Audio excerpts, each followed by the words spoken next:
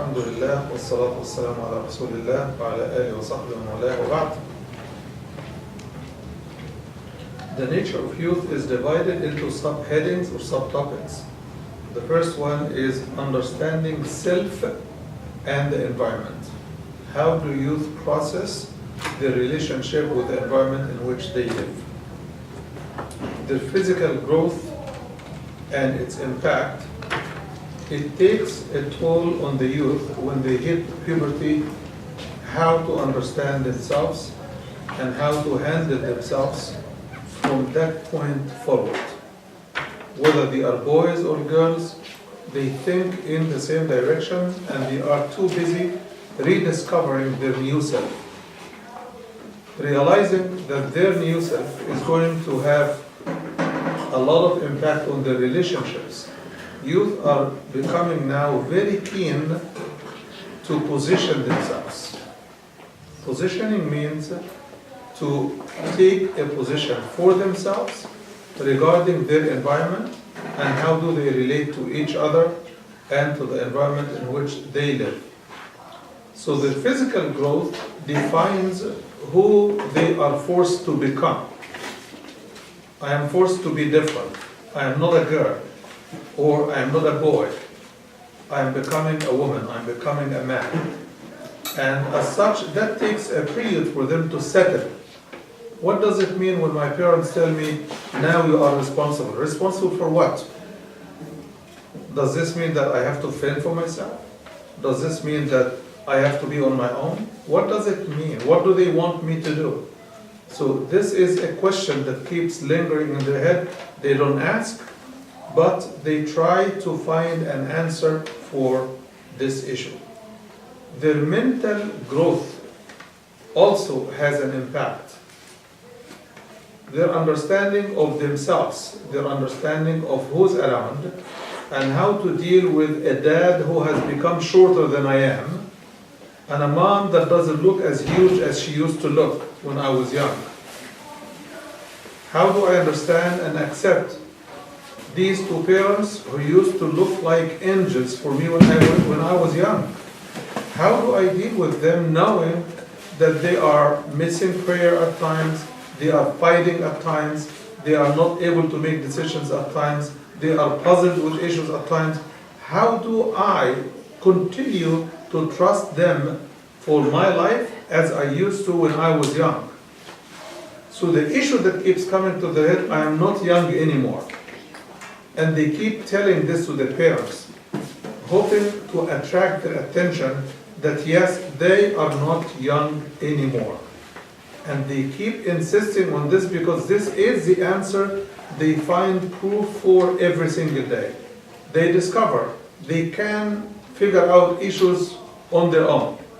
They can at least figure out some issues on their own. They can choose friends by themselves. They can take some risk and do things out of line. They have questions about their faith. They have questions about their identity. So where do they go with all of this? They go to each other. They go to their friends. Or they go to the stories or novels they read in the school or in the library or on the internet. So they try to figure on their own much of this information, and the parents think that everything is normal. Why doesn't he listen? Why did she stop listening to me? Why did she stop telling me stories from the school as she used to do when she was young? And by asking those questions, both sides end up in an alienation, estrangement era when they are not any longer as close and intimate as they used to be. Parents need to figure and understand youth questions. And they need to know that not all youth questions will come from the youth themselves. I need to figure them out on my own, and I need to raise the issues with them, even the issues they do not raise. It is very important.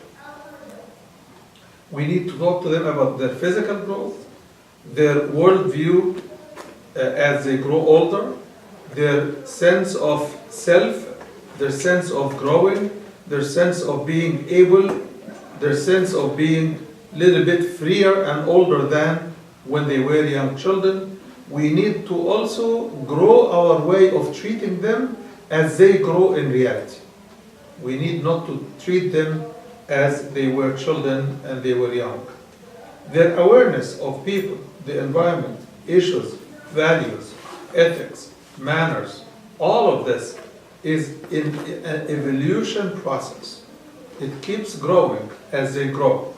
So we need to monitor and realize where they are growing and where they are still in the same spot to treat them accordingly. And we'll talk about how we treat them in the next presentation, not this one.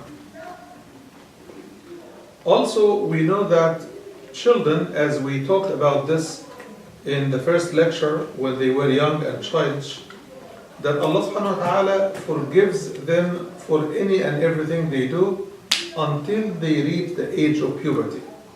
Some of us parents draw a bigger area of responsibility than what is meant by the responsibility at the time they hit puberty.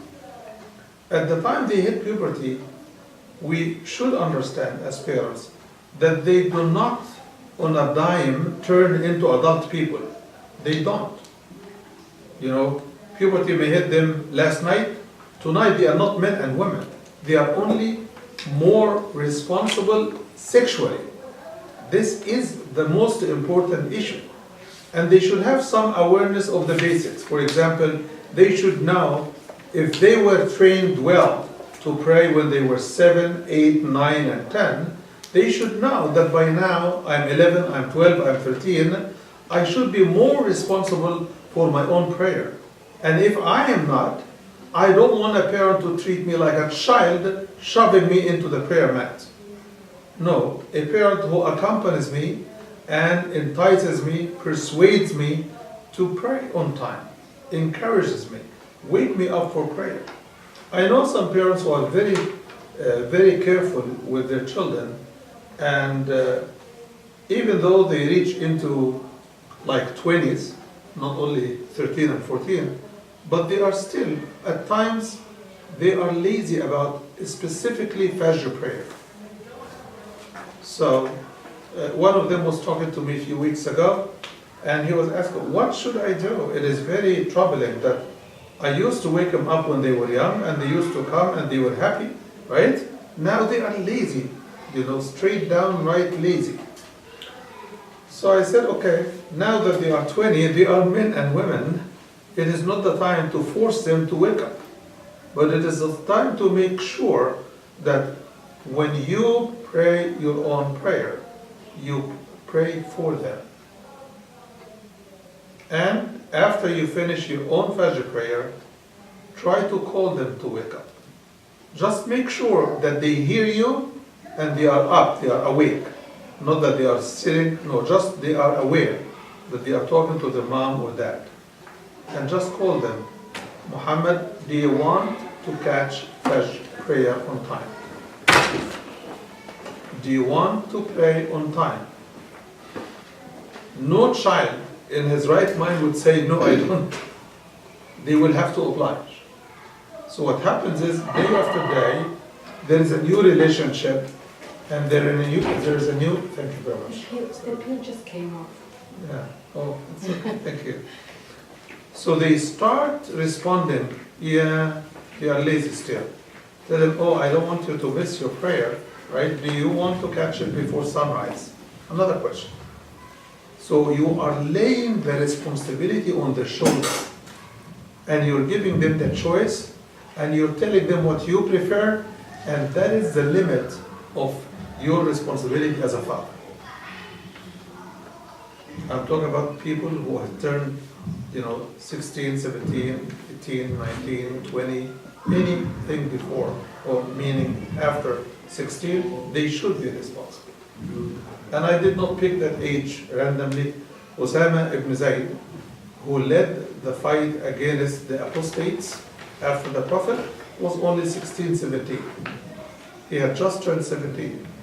And he was a responsible person, Islamically speaking, and he was leading people like Umar ibn Khattab and others. Abu Bakr had to ask him the permission to leave Umar to help him managing the new state.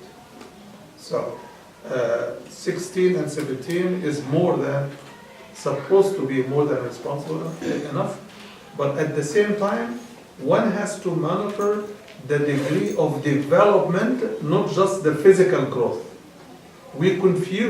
Most of us confuse physical body with mental responsibility. We should never do that. How do I monitor whether my child is really developing or not? Look at their interest. Are they paying more interest to what is in their interest? Or are they still focusing on what is fun, what is pleasure, what's a toy? Or are they really developing a little bit more mature interests? Are they concerned about their grades in school more, or the next game of the baseball ball and the next, all of that? So their interest will show us whether or not they are maturing and becoming more responsible. Also, we should monitor how they deal with their siblings, because this is a huge sign. Are they treating their younger siblings with care, love, attention, and drawing them to what is beneficial? Or are they still competing with them on childish issues? If they are competing with them on childish issues, we know they are not mature enough. So we should focus our treatment with them on how mature they are. And I should use signs and signals in their behavior, in their interest, in the way they talk to their parents. Are they becoming more rebellious than responsible, or are they becoming more responsible than rebellious? So Allah subhanahu wa ta'ala, as we mentioned in the first lecture about the rights of children in Islam, one of the rights was the right to be wrong. They have the Islamic right to be wrong, meaning Allah would forgive them for being wrong, which means a huge issue for us parents, that we also should forgive them when they are young and they commit mistakes that is consistent with their age. When it is something serious, we should give it the seriousness it deserves.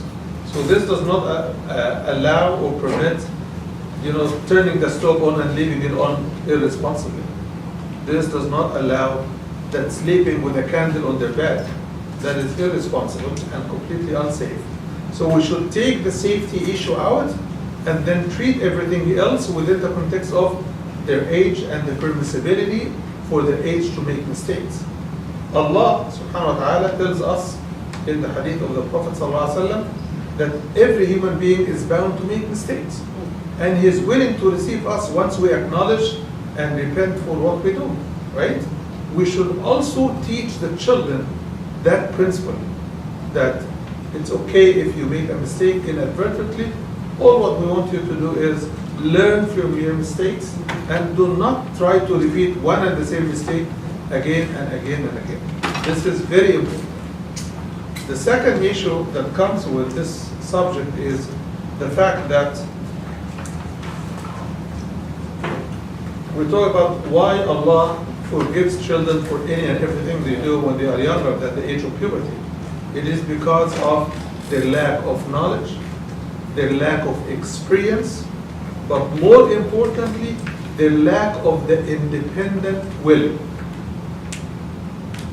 They do things just to get pushed into something. Why? Because their nature is impulse defeats logic.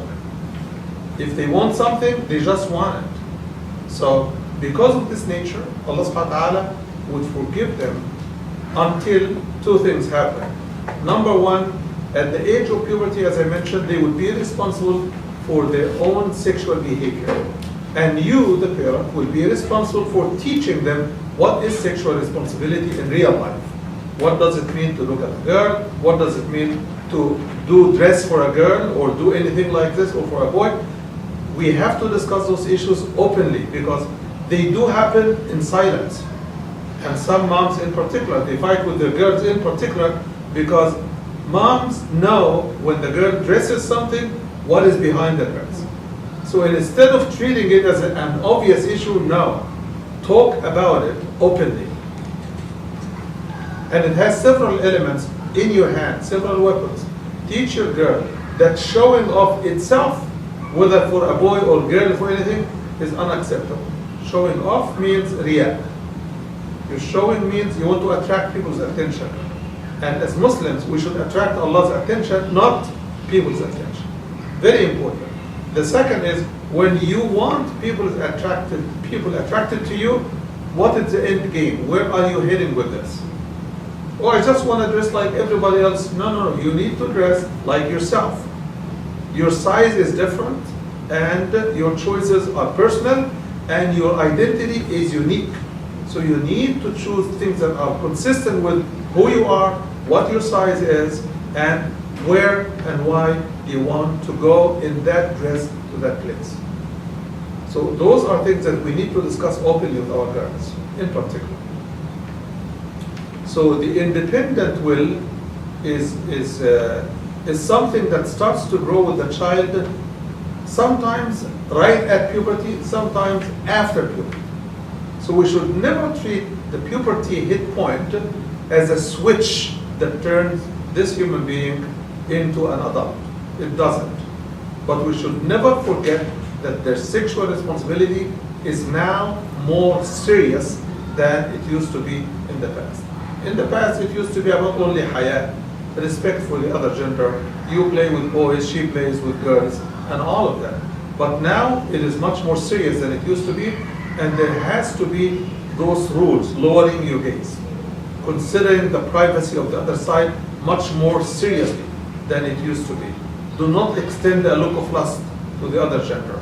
All of those limits have to be established and established openly. So the independent will, once you realize that your child is not your child, your friend, boy or girl, after puberty, are started to become more deliberate, more calculating, right?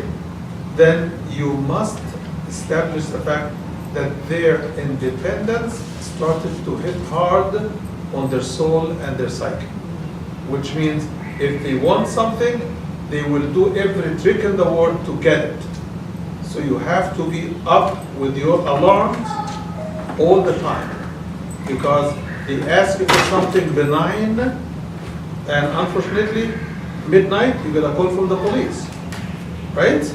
You don't want to receive that call. And the only way is, don't take benign action as benign. After the youth you have at home start to develop special interest, okay? After he starts to let you know that, some of his friends are smoking, and you don't know if they are smoking. But no, it's only a cigarette. Yeah, but you have to stretch your attention to what is beyond this. So don't stop at the limits of what they let out of information, because they become manipulative much more than aware. Okay. Their independent will is where their full adult responsible age starts to hit. Now they are responsible for everything they do, from what they say, to how they say it, to their behavior. And why is this important? Because you need to start giving the education that they didn't learn at young age. At young age, they may say a stray word and you laugh. But now is a responsible age. We cannot laugh over serious matters.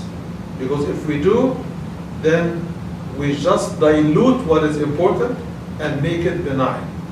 So if you want to get the attention, don't play with laughter and all of this, because it confuses the issue that you want to focus on or you need to focus on. The independent will completes their spiritual responsibility with Allah. And why is this important? Because from now on, your role is not to keep lecturing and preaching. Your role is to remind them of what you have already taught them at young age. When they were 7 and you started to talk to them about prayer, and they started to pray, by 8 they understand what prayer is about. At 9 they start to become more regular. At 10 they are going to the masjid on their own because it's a walking distance. At 11 they start to relax with prayer. At 12 they don't want to pray. At 13 they want to go with friends on their own. So we have to be focused and alert to the developments. Is it regression or is it progression? The independent will also gives you the chance to act with them like friends and not anymore like children, young age. This is also a switch that parents need to consider turning on, because by doing this, you are getting them closer to you, because at this age, they are not anymore looking for mom's hug. They are looking more for mom's understanding. They are looking more for mom's ears and listening and heart. They are looking for adults who would consider them adults. So the more you treat them for the adults they are becoming, the more you draft them into adulthood, and the faster they become behaving more like adults. The more you treat them like children, the more they are reluctant to become adults, because it comes with a lot of responsibilities that they don't want to carry at that young age. So I don't want to dwell a lot on this, because we will have to come back to these issues. Also, youth are hit with a disease that we do not recognize. The disease is constant thinking. And this is one secret you need to know about your child. When they were young, they didn't have to think about anything. They only feel and they ask based on their feeling. I want this, right? I don't want to do this. I want this. Why? Because it's fun, simple. But at that age, what are they thinking about? There's a host of slides that we will have as to what is busy in their mind. But when we get there, you will know that this is acting like if it were a disease. They are constantly thinking about a lot of issues. Primarily, the issues we explained in the first screen here. Oh, I'm sorry. Here. Those issues continue with them, and it causes them a lot of confusion and imprisonment. Those issues. We explained this in detail last time. If you want, you can go back to the previous tape, inshallah.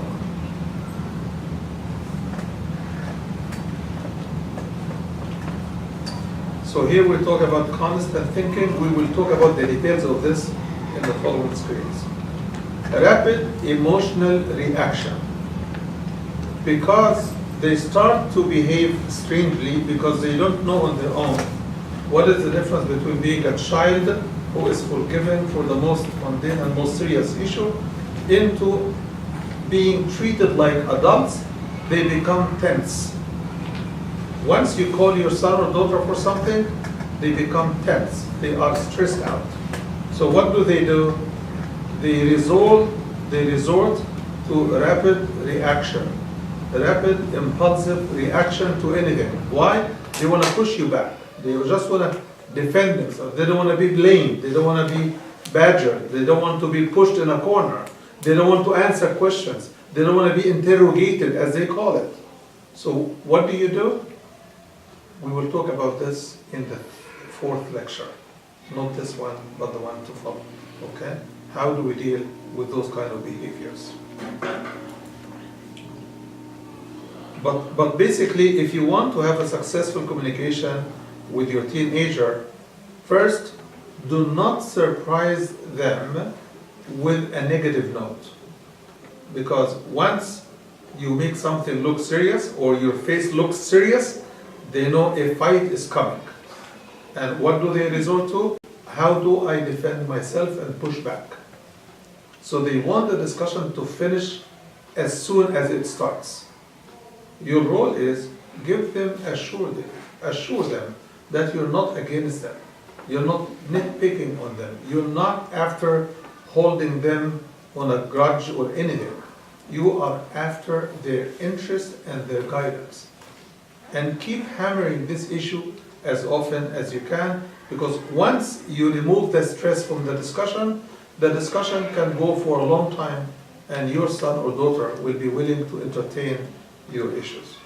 So this is rapid emotional reaction. Youth also are known for developing new interests. So don't try to bribe them with things you used to have when they were young. I will take you next week to go visit auntie and see her daughter or son. Those things do not play with them because they can see them on their own. So you have to know what their new interests are, and those are the new interests that you want to play with. It's not the chocolate, it's not the sweets, it's not I will make you the cake you like. It is something different. Each child develops new interests of his or her own. It is on me, the parent, to know what those interests are. And those interests could be things I like or things I don't like anymore. So I have to make two lists of things that they like and things they don't like to know what strings to pull if I want them to work with me. They also think that they know it all, more than you do. They think they know more than you do. And as such, they think not allowing them to force their view, or at least convince you of their views, or that you resist their views, it means you are against them. You never tell me yes. You always say no. So they start seeing you as an adversary, not as a friend. So the biggest mistake parents commit is to divide their relationship with their children, the good cop and the bad cop. One parent is the one who gets everything going, right? And the other parent who stops even a car in the right direction. And this will trench the kids into hating one of the two parents. Whom do you think they will hate? The one who says no. So avoid dividing this dichotomy between you and your father, because it makes one of the two hated very badly by their children. And that leads us to one thing else that we'll talk about also in the following lecture. The following lecture will be about how to deal with our youth. After understanding all of the factors, how then to deal with our youth. So, the issue about knowing it all, how to break this cycle of self-feeding, unrealistic assumption that I know everything, or I can take care of myself. I can do this, I can do this. I know how to defend myself. I know that those friends are bad, but I'm not going with them to do a bad thing. We're just going somewhere else. But your child doesn't know that they may carry drugs in the car, and the police may be on their tail, right? So, Mr. or Mrs. Know-it-all needs to be told, or orally and verbally, that this is the risk. Do you want to take that risk? So that they understand that there are things that may not run into their head because they don't have the experience. So don't allow them to risk too much if you know where the risks are. Here we have another parallels that constitute the foundation for the most serious confusion in the children's life. Children, when they turn into youth, they start discovering, as I mentioned before, that my dad really is not the angel I thought he was. He's not the most powerful man in the world.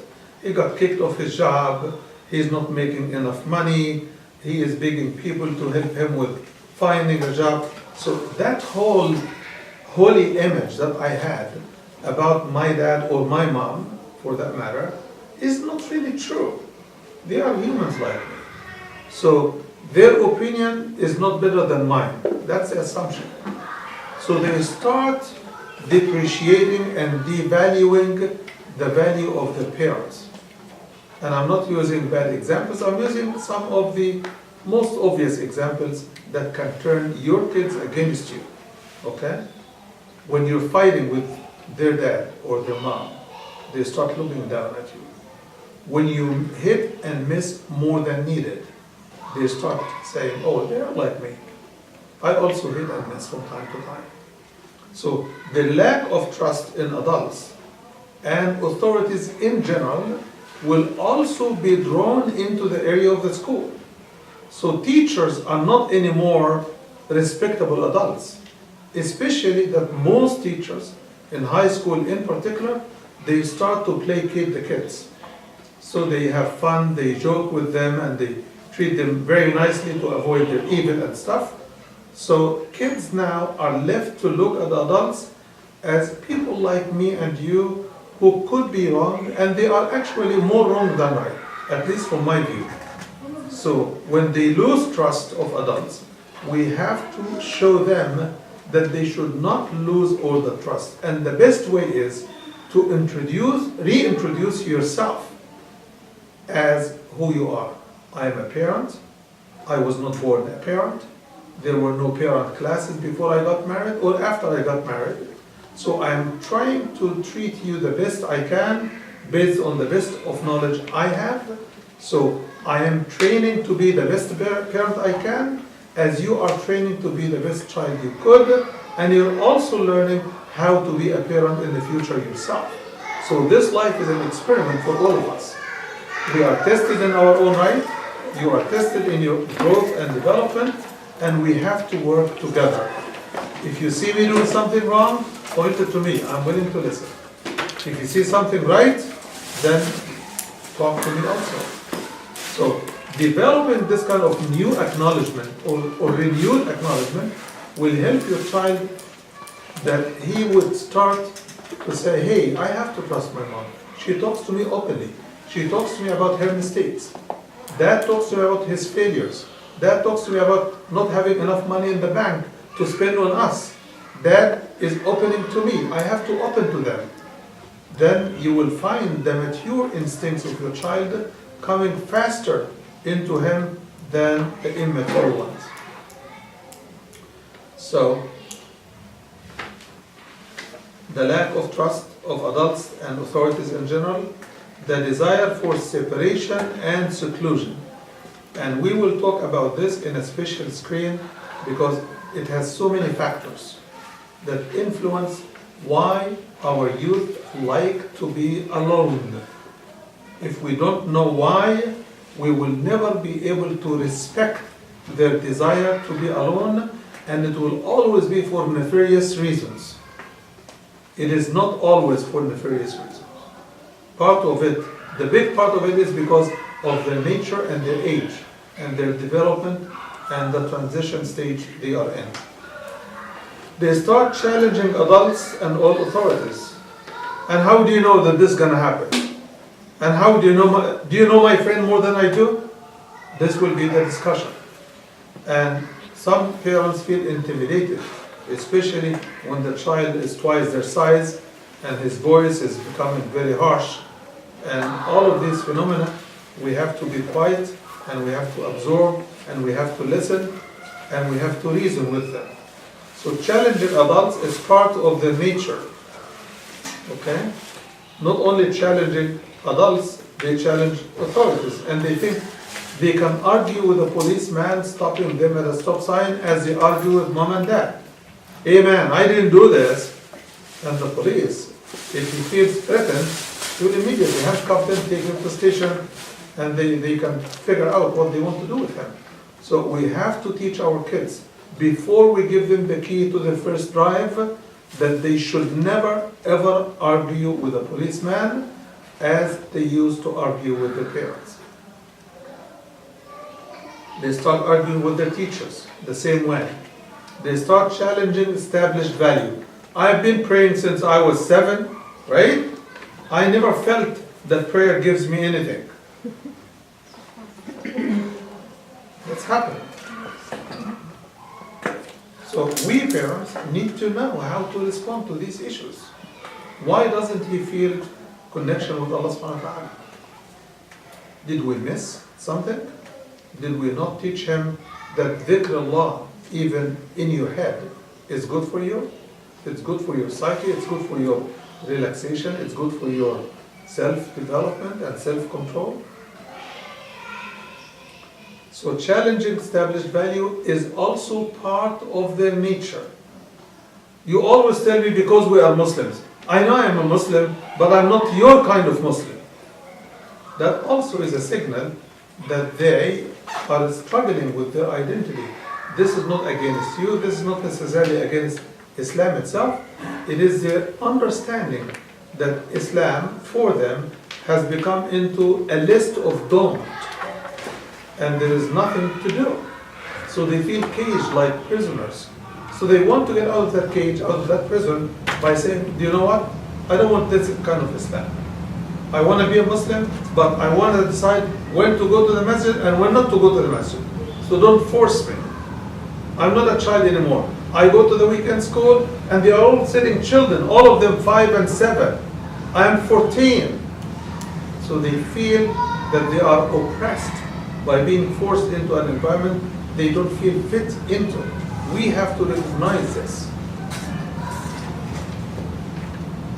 Resenting criticism.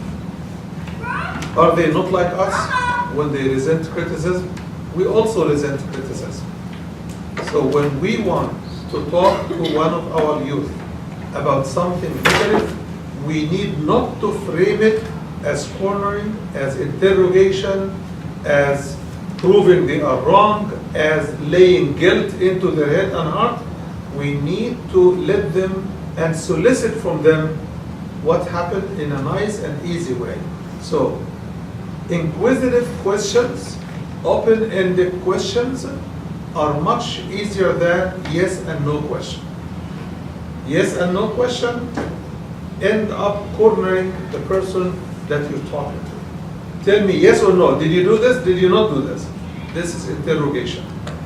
But discussion is open-ended question. What happened, honey? Where were you at that time? Who was with you at that time? Those are much softer questions than why did you go with him? And this, the fighting interrogative type of questions end up raising your blood pressure and their blood pressure unnecessarily. You are not going to discover something different. And if you do, it will end up being a fight between you and your own children. So criticism or discovery of anything or inquisition about anything has to be limited below the point of stressful discussion. You should never turn it into an argument. And when you see them unable to control their language with you, give them a break and re-raise the issue some other time. Don't let the issue go, but raise the issue some other time. Reactionary and uncomfortable, that's part of their nature. Why are they reactionary? Because their impulses are their most available defensive mechanisms. When they say, I told you before, don't do it. This kind of tantrum is their strongest defense. And they have used it quite frequently when they were young. So you have to avoid letting your child lead you into a loud argument. Don't get dragged. They are uncomfortable around authorities altogether, parents or non-parents. They are only comfortable around people their age. So you have to be careful that you do not choke them by being with them 24/7. Don't try to do that. You have to give them some space. Desire for own authority over others. You will see some of them turning your anger with them into their anger with their younger siblings. And very vengeful when it comes to their younger siblings. You will say, this boy doesn't have even mercy. He doesn't have heart. How come he beats his younger sister? She's 3 years old, right? But because they are uncomfortable with adults, but they cannot take revenge against adults, they take it against young children, especially their own siblings. So you have to be careful with an angry young man or woman when they are alone with their younger siblings. You have to be very careful not to let them alone if his nature is full of anger and feuds. This impulsive nature is the resort to the younger instincts. Let's move. Now we want to address the motives in the behavior and the attitudes of youth. What is the motive What do they want to achieve? The number one motive is the emotional vacuum. See, when they were young, mom was their source of love. This was the fountain of love, care, compassion, emotion. But now that mom is becoming the source of annoyance because she's always saying no to a lot of things. She's not play catty me anymore. I take her as an adversary more than a friend. So I need to look outside for a friend. So this is something that makes friends more important. Why? Because they listen to each other, but much more importantly, they reaffirm with each other that they are right as a group. That reaffirmation could be your game with your youth to attract them to you and continue to feel that you are still supporting them, you still love them, but you want your love to be vested in their interest, not in their joy. Children do not know the difference between their interest and their fun time and what they enjoy the most. So we need to sort it out for them. Also, the lack of vision is a huge motive. They don't know, and they have a lot to fear. And we'll talk about fear in the life of youth. We'll talk about fear. But their lack of vision is a huge issue that influences their mental stability, their self-esteem, their sense of security, because as we will talk about the reason for fear, we will get to know that lack of vision, not knowing what do I want to do with my study? What does math help me in my life? I want to be an artist. I don't want to study math. This is stupid. This system is stupid. Right? And that influences how they perceive and deal with other subjects. So it is on us to continue to teach them why everything is important. Why economy is important, why math is important, why physics is important. Every subject plays a role in our life, even though not to the depth it will do with a specialist. You don't have to specialize in physics to know when the water boils, right? And you shouldn't. When does the egg cook, right? When you boil it. Why do you want to monitor a stove when it's lit? It doesn't take a scientist, but it takes somebody who appreciates fire and heat and their influence in our life, to appreciate electricity and what electrocution is about, right? And the danger of bare wires that doesn't have the plastic cover. Okay, so the desire, the lack of vision, and the lack of understanding. The desire for acceptance is also a huge motive. This is what leads to what is known more as peer pressure. For my friends to accept me, what do? I have to cut my hair the way they cut their hair. Right? I have to dress, even my hijab has to be like their hijab. Right? That's not how they dress hijab. Hijab is not this. It really doesn't allow me to run or doesn't allow me to do certain things. But I want to dress like them. They are also Muslims. They are hijabis. They cover their hair. Right? So this kind of the desire for acceptance plays a deep and serious role in their choices, especially choices of clothing, the way they talk, the way they respond, the way they do not respond. All of this is for the desire to be accepted. Rushing results. Rushing results is normally a childish issue, but youth do not wean themselves off of it on their own unless you pursue it. What is rushing results? When a child wants something, because young children below 4 and 5 years old, they do not have a concept of time. You say, wait for me 1 minute.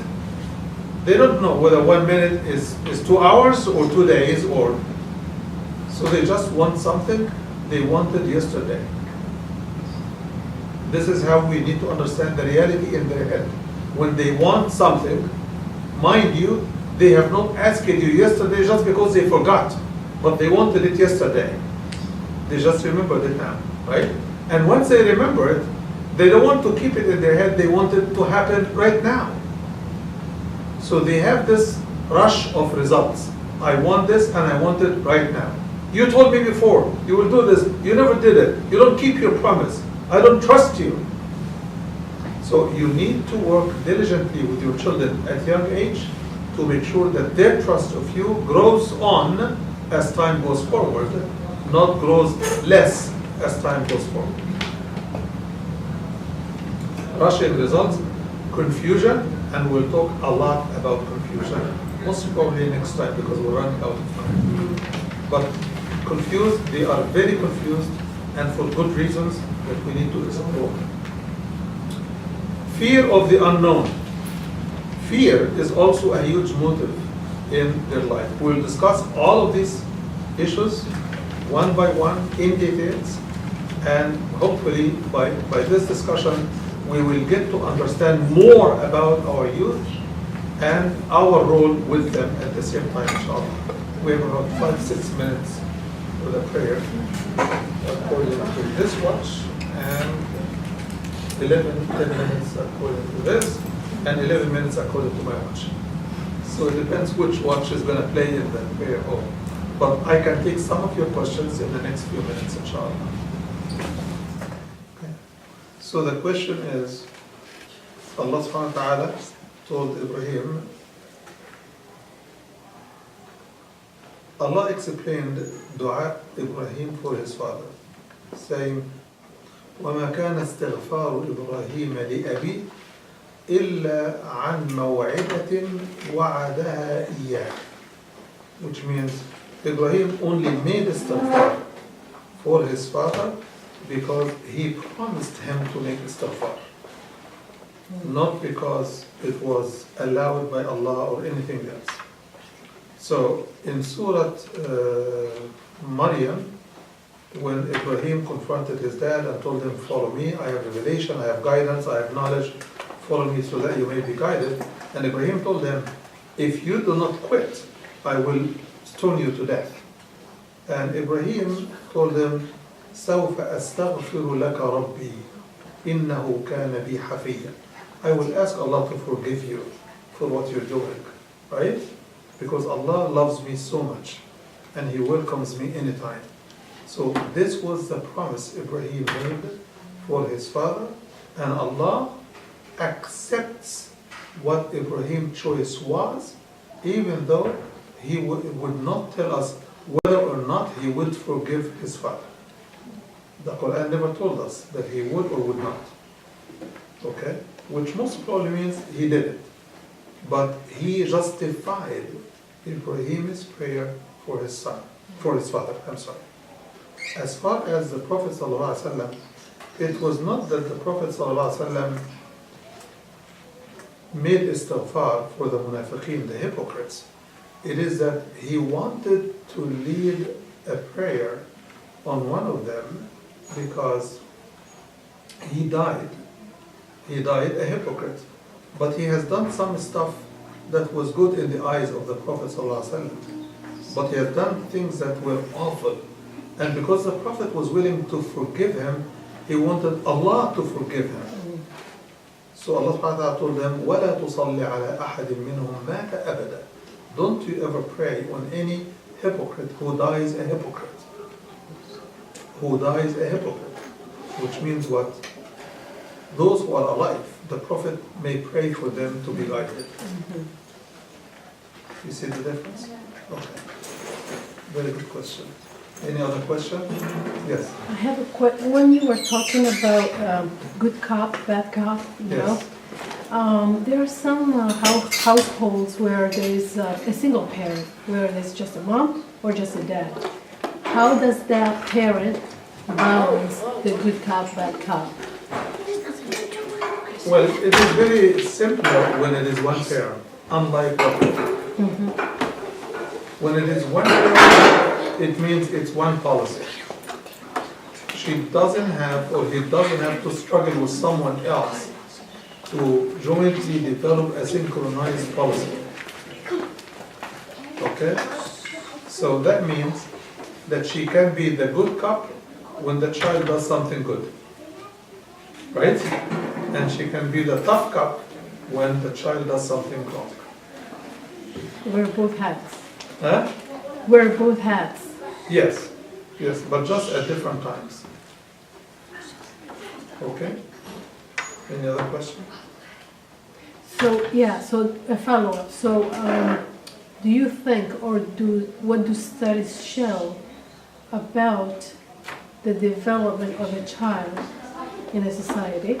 Is it, I'm not saying is it better, but I, read that, single parent families, kids, they just, get lost and get, it's better to have both parents. And so, your opinion, and as far as studies show, Yes. what is the comparison between a two-parent family yeah. and a single-parent house? I was not overgeneralizing what I said.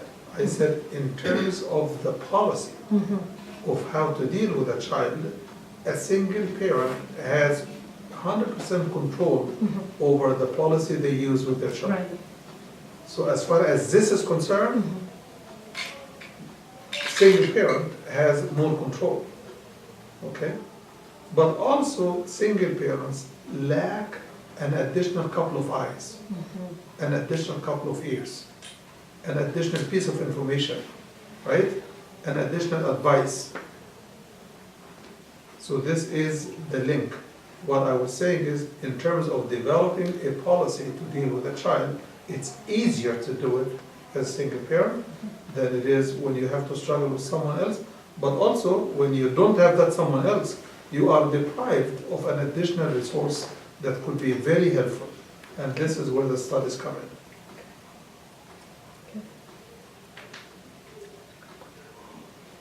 Any other question? You talked about the environment. Yes. How the culture plays this. Oh, you missed a big chunk. Oh, so the, for example, the way. Ask the front desk. Yeah.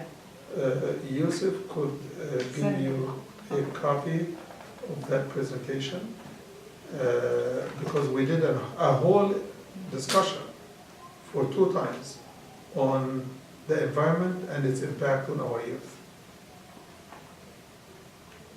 I think I was here for some of them, but what I was thinking about is program there in our cultures.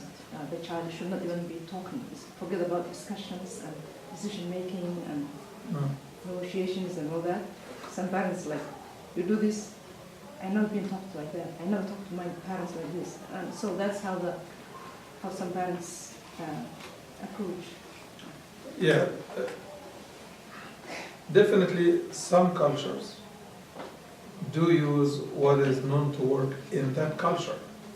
But once we move into another culture where our children are raised, we have to recognize how the culture works and adjust some of our old ways. Imam Ali used to say, do not treat your parents the way, treat your children the way your parents used to treat you. Because they are created for a time that is different than your time.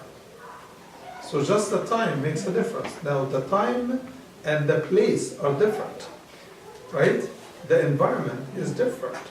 So this should be a greater motive for us to actually start thinking about the policies we use and the way we use with our children. Yes. Now, this is off topic. Yes. It's about salah and purification. Yes. Say you are working in an environment where you have to wear a uniform. And sometimes, say like in a hospital environment. And you don't have time. Maybe you're working, from Duhur, Asr, Maghrib, Isha. So you don't have time to take too many breaks for prayer. If you suspect that the clothes you are wearing you cannot change, you don't have time to change, it's not clean. It's not because of being with patients and, Do you need to know for sure that your clothes is not tahir, or it's okay, you can pray, if you don't know that you're in contact with something that's not tahir. What I need to make sure is, in the beginning, they have to start off as tahir, right? So what I need to make sure is, if they become tainted with any najas, Mhm. then I note and take note that I need to change it or Okay. clean it. Mhm. This is what I need to pay attention to. Okay. I don't need to come at the time of prayer and start to figure out, because this will cause waswas. Right. It will cause, uncertainty all the time. So if I'm certain when I started was clean, and I'm certain nothing najas came on my Right. clothing, I don't need even to figure. I don't even need to doubt if they continue to be clean or not. Because facts are not changeable by doubt. Facts continue to be facts. It is like, for example, I have wudu from Zuhr, right? And Asr prayer came, right? I know I didn't go to the restroom, I know I didn't pass gas, I didn't do anything to violate my wudu. I need not to dig and doubt. Right. I would use the last fact I remember and I'm certain of as the fact of now. Unless another fact came in to change that previous fact. I hope I'm not confusing anyone. Okay, we have to go. Jazakumullah khair. سبحانك اللهم وبحمدك أشهد أن لا إله إلا أنت أستغفرك وأتوب إليك.